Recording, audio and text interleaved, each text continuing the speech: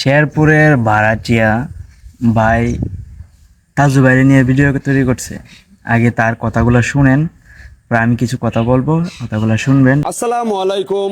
আমি এখন দাঁড়িয়ে আছি আমাদের দরিদ্র এলাকা, একদম শেরপুরের কাছে, শেরপুর জেলার একদম কাছে।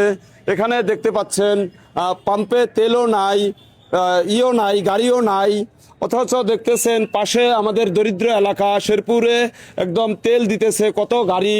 আপনারা আমি নতুন সরকার, নতুন এমপিকে আমার আদেশ অতি করে তাড়াতাড়ি করে এই পাম্পে তেল দিয়ে, ওখানের যে পাম্পটা বেশি ভিড়, সেখানে আপনারা নতুন সরকার, নতুন এমপি, আপনাকে আমার আদেশ এখানে তেল দিয়ে ওখানে একটু ভিড় কমিয়ে দিবেন, এটা আমার আদেশ।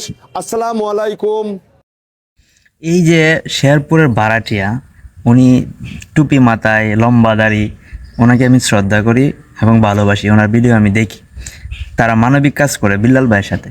তো এই যে সে ভিডিওটা তৈরি করছে, এখন আপনারা বলেন এটা কি এই তাজু ভাইরে নিয়ে, মানে কি বলবো, তাজু ভাইরে নিয়ে কটূক্তি করছে, মানে তাজু ভাইরে ব্যঙ্গায় কথা বলছে, নাকি সে তাজু ভাইয়ের মতো হওয়ার চেষ্টা করতেছে?